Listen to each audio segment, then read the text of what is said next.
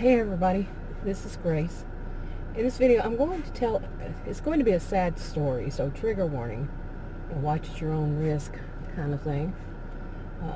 Yeah, but it's going to be a sad kind of story. I'm going to tell it, I usually wind up saying things like you when I don't mean you. Okay, it's just the way I tell stories.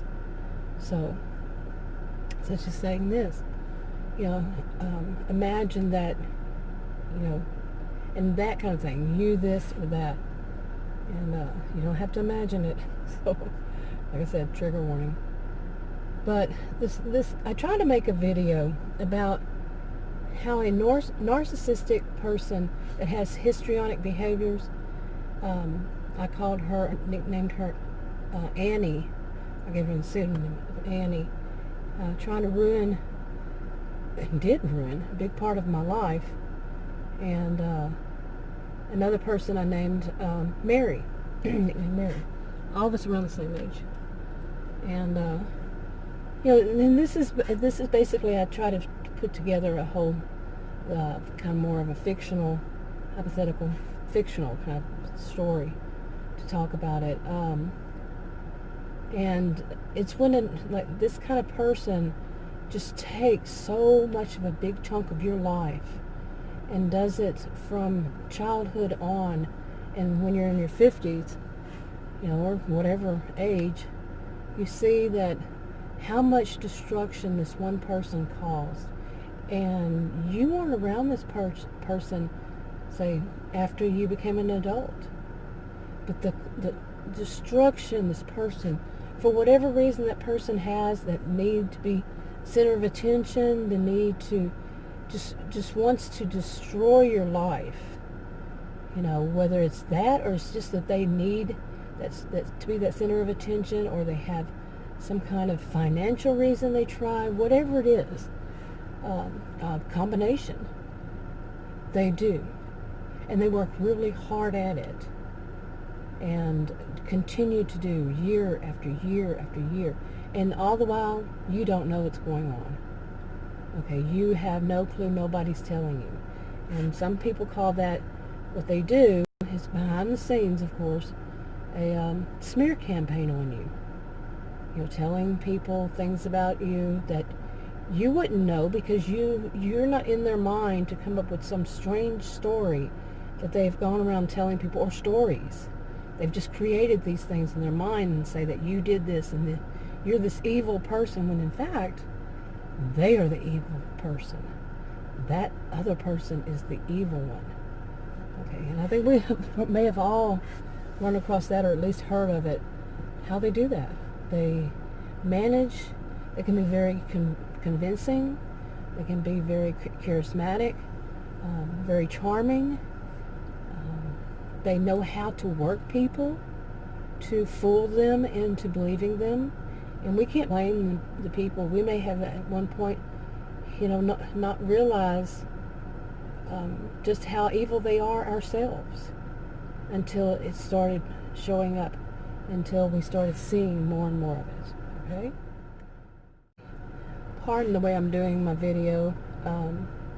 It's during the pandemic, and I'm in the state of Texas, and we have this mandate that actually started today of wearing masks when you're out and stuff, and they've rolled back a lot on restrictions, and before you know it, I'm afraid we're going to be on lockdown. And I've been pretty much on lockdown myself, just because of my age, and I have diabetes, since it's sometime in March.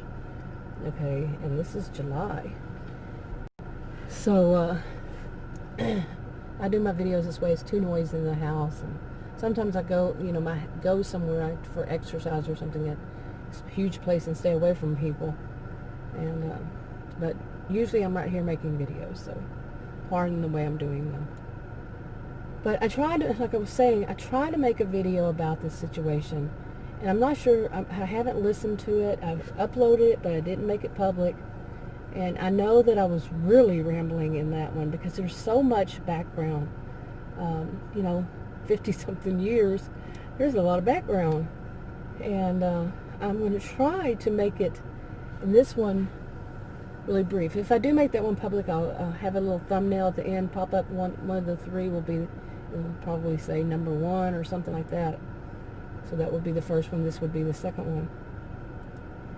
But anyway, basically this is what happened. I'll start from the last part and go backwards, I guess. But I saw this woman, I nicknamed Annie, the really, truly pure evil person that started at my childhood of trying to ruin my life, trying to take everything from me, and was basically, how would I say it, was actually pushed by the adults to do so. Some really twisted logic that me being born into this family, this big family, was somehow my fault about when I was born, and how that caused the whole family. Okay, now the whole family, I'm talking like extended family, not just the family of, just the nuclear family, the extended family. I caused so much problems by being born. It was my fault. Now that's very twisted logic, very twisted. And I actually heard it said, someone say that when I was a really young girl, it was all my fault. So this other child, this other one, was basically told to just, that it was my fault that they didn't have everything, or they didn't have, that I took things from them, which I never did. And I had that happen with other extended family members. I was always the one they were blaming when I never did any of it. It wasn't always twisted logic. They just made up stories saying I did that. So I've had a lifetime of this. Okay. Anyway, this one, Annie, as time went on, that's, when I turned 18, I'm trying to make this brief, it's not easy. But when I turned 18, I got the heck out of Dodge. I think it was the day after I turned 18. I had graduated when I was like a month before then, and high school. So I got out, and I kept moving, and I kept moving. I got married at age 18. Just always, I was so nomadic. Lived in so many other states than Texas. I was born and raised in Texas, but I lived in a lot of states. Now during this time, where I would go back and visit my parents, and then when my dad passed, my parents, visit my mother, and I had other people there that stayed in that town. And you know how when you grow up, you have this, especially if you grow up whether it's a big city or a small town, whatever, where at least in your corner of the world, everybody knows everybody, or they know somebody who knows them, that kind of thing. And you have a feeling, it's got a whole culture to itself.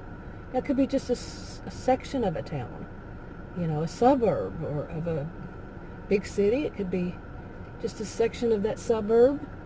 But, the schools you attend, the people you run across, them, the stores, the everything. And, well, sometimes in a big city, it's quite different. I live in a big city now. But still, it has a feeling to it. And so you go back and you visit it, say, every year after that. See, I turn it to, when I say you, I'm going to continue. And you go back and you visit it, and you get that feeling again, and it's a good feeling. Maybe there were a lot of things that were dysfunctional about the town, the people, the whatever. So there were some bad things. Nothing was perfect. It's not nostalgic, or romanticizing it. There's a lot of bad things, and there are a lot of good things. And it's just a feeling, and then you run across the people you want to run across. You want to talk to. You want to be around again. But your life, of course, is somewhere else. But it's good to have that home, that old hometown to go back to.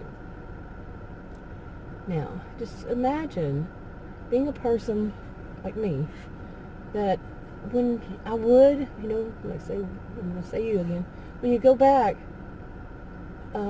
each time when you run across somebody, like it could be a neighbor, it could be a friend, it could be, I don't know, somebody you always knew, worked at some store, and they're still working there.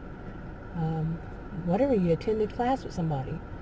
And you run across them, they have this kind of, they know you, but they have a kind of, like a negative way of responding to you. You say, hi, how you doing? Hey, what's going on? And whatever it is. And they just seem to have this kind of negative view of you all of a sudden, and they never had it before. I got a little bit distracted there because there's a little baby lizard, baby lizard on that bush right in front of me. So it was hopping around, going from leaf to leaf. But anyway, so then this has happened to me, and this isn't exactly how everything happened to me. Like I said, I'm making it a little bit fictional, but I do know that, living in a place where whenever I'd go back there about once a year, that it felt like home. It felt like, my old home. I have a home of my own, but it was that whole feeling was there.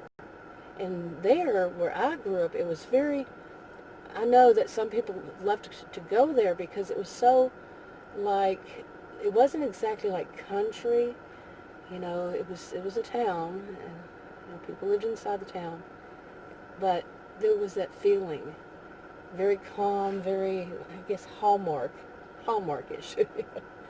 And so it was good for me too. But where my story is going with this, like I said, I was going to kind of start at the end, is that this person, Annie, from childhood onward, had basically done the smear campaign on me over all those years, to where now, if I have no reason to go back there anymore, because she has taken everything from me. Every person that was there that knew me, some have passed away, sure, after all these years, but she had done the smear campaign on the people that I knew that are still alive.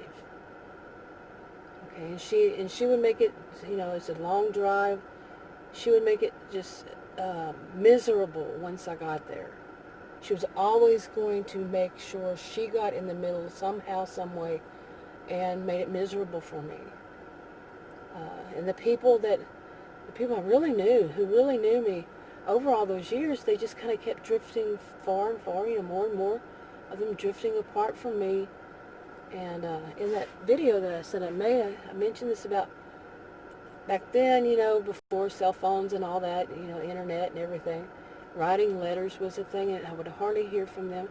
Well, as one of them, the one named Mary, she let me know. She basically, there was some kind of, apparently Annie told her I was there. I was actually there this time, and I was with Mary, standing there, and my mother was in a nursing home. She had some problem, and Mary basically let it out because Annie must have said something to her. I don't remember the whole situation now, but Mary asked me about it in an accusatory fashion, and the way she let it out, kind of innocently, told me the story that Annie, the mean evil one, had told her lies to try again to turn her against me.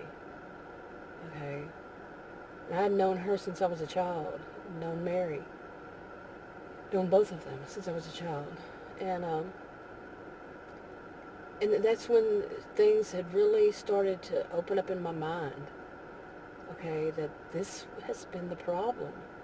It's like I had my life somewhere else, like I said. So I wasn't there but maybe once every year, and sometimes I'd just go there for a couple of days, sometimes a week, sometimes the holidays, whatever it was. It was about once a year, if that often, and it's a long drive. And to be faced with Annie causing problems, it just wasn't something I wanted to stay very long for. I'd moved back there a time or two, maybe more, I don't remember. And I owned property there. And it was just so miserable. The way that she would make things miserable for me. Okay. Now, one of the reasons it's on my mind lately, it isn't like nostalgia, like I said, no romanticizing the place, because I know there was a lot of bad about it, like I said earlier, and not everything was good. And like I said, I have no reason to go back there now, because the last time I spoke to Mary, which was someone who was a really good friend of mine until all this kind of stuff happened, but I think it was the last time I spoke to her on the phone, and I'd said something, and she apparently got this idea in her head that I was planning to come back for a visit. Well, when my mom passed, my dad had passed many years ago, and my mom passed away about 7 years ago, 7.5, somewhere around there, or 6.5, I cannot remember. But I stopped going there. Okay, that was the last time, right before she passed away, that I went there, and I had no intention of going back there. But Mary somehow got into her mind that I was, and it wasn't anything I said, because I had no intention of doing so. And we were on the phone, and I told her, she had this idea. She said, well, if you ever come back, if you do come here, and I hadn't said I was, because I wasn't intending to. She said, I don't do things like go any place anymore. I don't, what term did she use? Something like hang out, but it wasn't hang out at our age. I don't remember how she put it. That she was a homebody and she doesn't go places or visit with people and stuff anymore. And I thought it was just such an odd, first of all, it was odd because she thought that I said it, but we get past that. It was just odd that she said that to me. Seriously, it was so strange. But some would say, yeah, if they've moved on and they have their own life. I had moved on and have my own life. But every time that would go there before, I'd always visit her. She'd always invite me over. We'd always see one another. We got along great and all that. We were friends. But it kept getting twisted by Annie. And I saw that, well, I told her that I had no intention of going there, so no problem, And, but just her, like she had some need to tell me that, it was just, with everything else that had been going on, I saw that Annie had basically continued to do that smear campaign to where, Mary, a very nice person who would never be intentionally mean. You would have to know Mary to know that no, something must have been really bad, and it wasn't something I did because I hadn't been there. I hadn't really spoken to her in a while, and we were online and we'd see one another. But that's where I'm going with this. Okay. Now, here's this. When a person is this kind of narcissistic histrionic blend, they really want all the attention on them. Some of them do. It's not a one-size-fits-all. But this woman, Annie, yeah. Well, I think from the time that I left when I was 18, shortly after that, she moved in to ruin my friendship with Mary. And, I kind of saw that because I think it was the next time I went there, at some point, maybe not the next time, but whatever year it was, they became roommates in a big house. And it was something, I don't remember if Annie actually told me this, but that Annie and Mary were now the friends. Not me and Mary. Not Mary and I. Whichever way it is. But yeah, it was that of letting me know, kind of an outside, out of mind kind of thing, that it wasn't Mary that said it. Like I said, anytime I would go there, Mary would invite me over.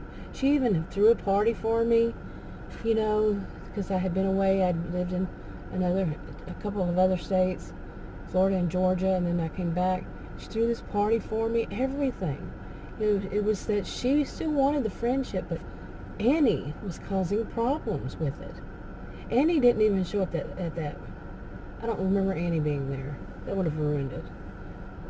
But maybe Annie was so jealous she wasn't about to. But yeah, Annie and Mary had become friends. good friends while I was away living in other places. So that's one thing. Yeah, they're there, together in the same town. They were roommates for a while. They have a lot of history with one another, a lot of things. They watch one another's kids grow up and, stuff like this. They had a lot. They had a lot of relationship. I wasn't there. I was elsewhere. Okay, living elsewhere. So yeah, I see that. But the same thing, I do see that year after year, I didn't get every year. I shouldn't say every year, but pretty much every year that I would go back, Mary would want to be, us to get together and everything, like I've been saying. And just to hear that, so it told me I really have nobody now, because everybody else, the neighbors that some of the neighbors, they passed away, and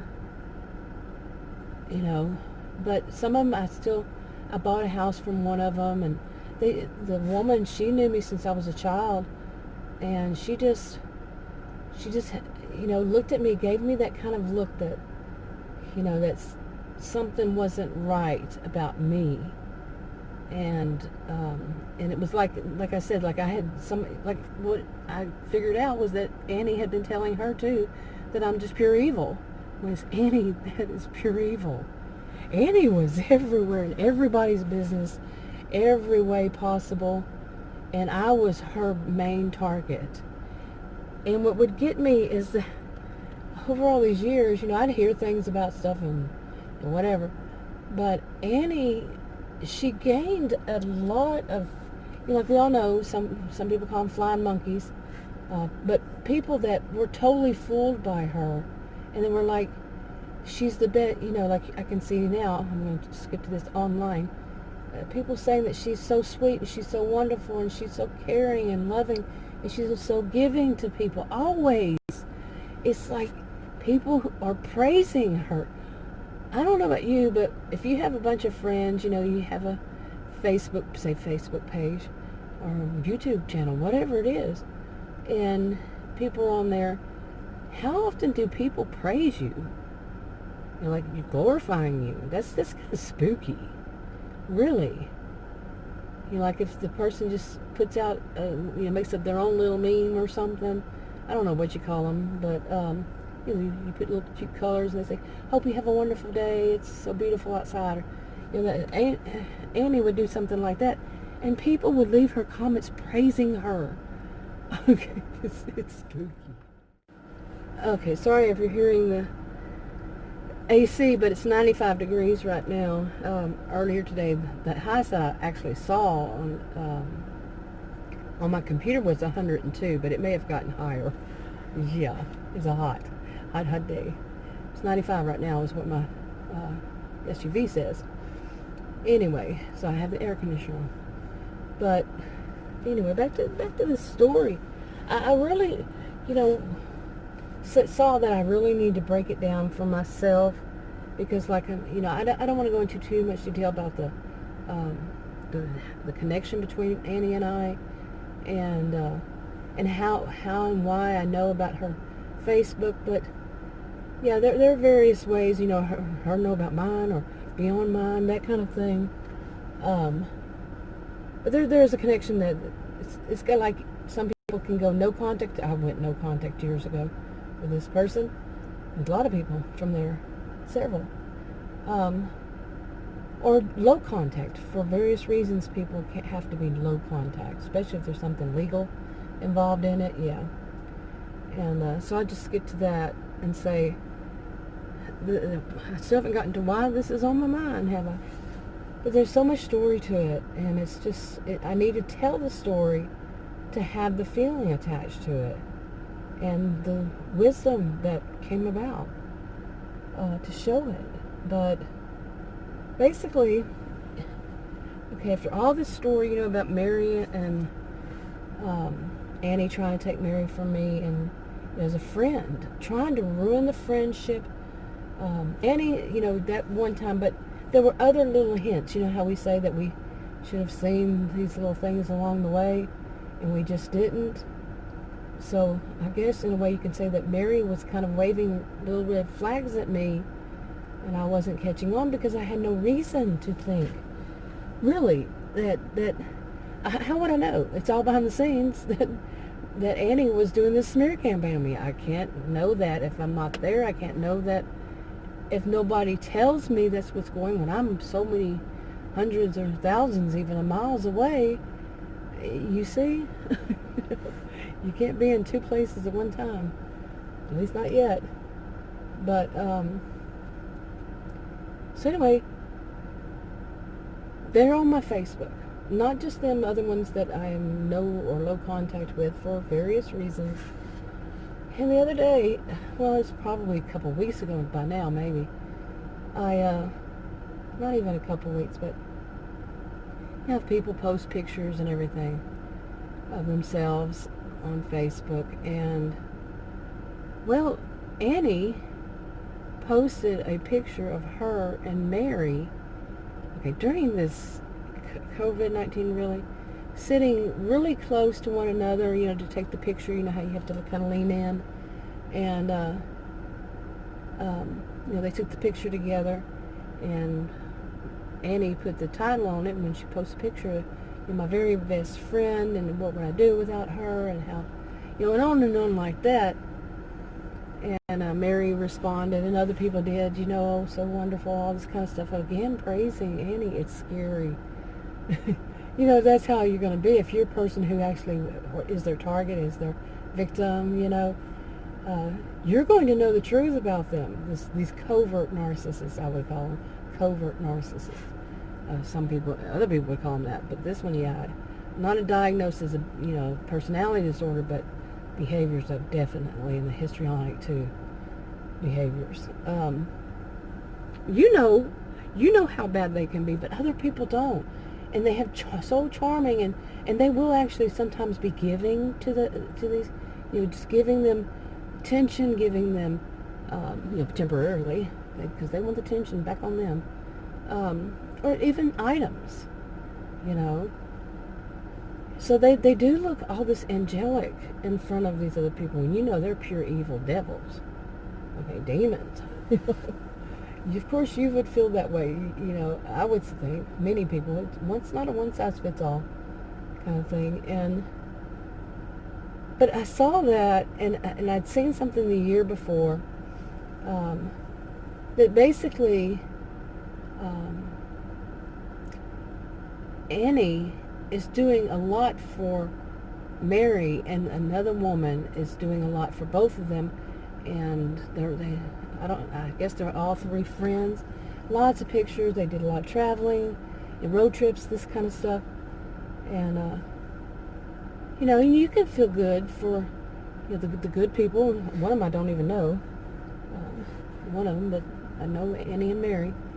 And, you can feel good for good people. But the evil one is kind of difficult.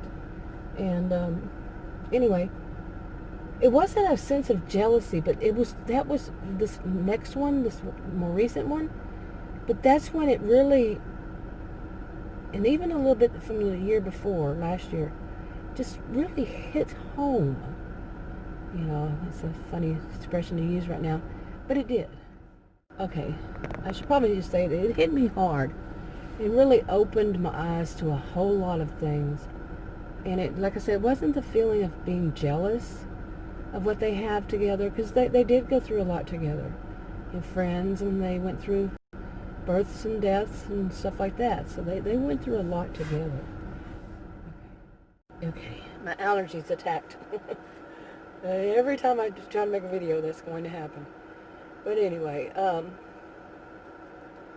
so, like I said, I saw this second, this whole thing of, it wasn't, like I said, it wasn't jealousy. It was that, of course it was me that moved away, but the times that I was there, I should have been able to make good memories of the times I was there, instead of having that Annie woman causing so much problems, you see, to where, like I said, I really don't have any reason now to go back there, and it's a long, long drive, and through over the river and through the woods is not the safest way to go, but it is the only way to go.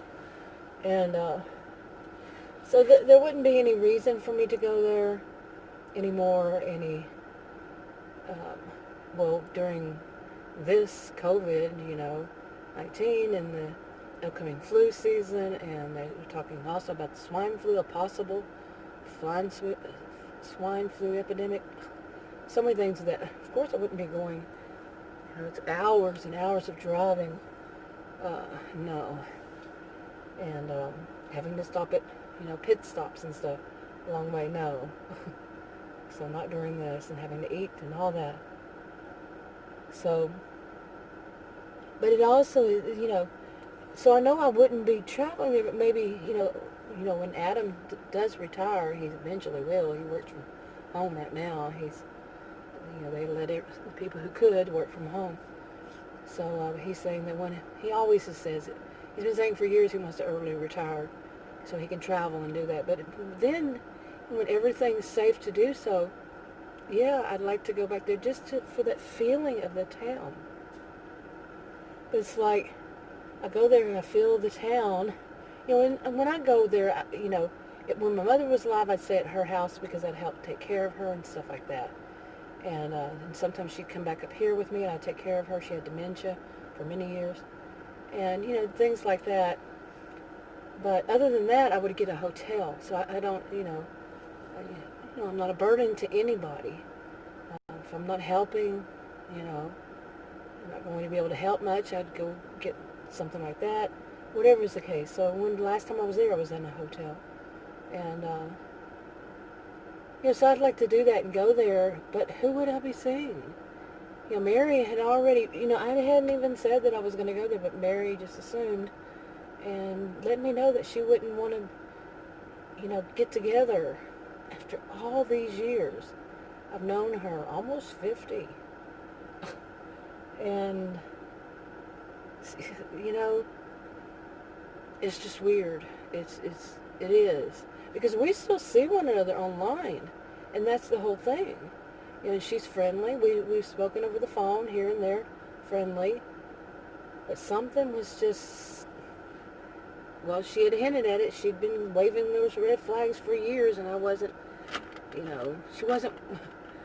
she just wasn't making it clear because, why would I do it? And there was another person, my dad, actually, back in '96 had warned me. And, yeah. Oh my goodness, so much to this. So I can go through all this and I can say, at this point, what is in my mind is, and I've been feeling this lately, it's like I said, I do want to go back there, but I'm not going back there for them this time. When it's the pandemic, and it's okay to go drive far and so many things that, I'd get a hotel and I'd go there for me. So I can feel it.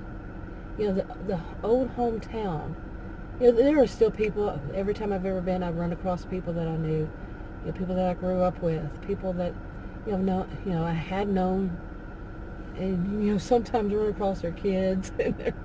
I had actually took a class one time way up here, and it was, I took a class with the daughter of a friend of mine, male friend of mine from high school. And I didn't know it. Neither one of us knew at first, and we just, wow. It was so amazing that, he was a friend. He actually dated one of my friends in high school. We were friends in high school. It was just like, this is such a small world. And I like going back there because, like I'm saying, like that whole feeling, this is home. This is the old home, but it's still home, But there's also, I'm not a person who's out for revenge, so it's not a revenge kind of thing. I always say, don't become what you hate, and it's not yours. Revenge is not for you. No, vengeance is not yours. Something like that, but I do. It's kind of like, in a way, of clearing your own name.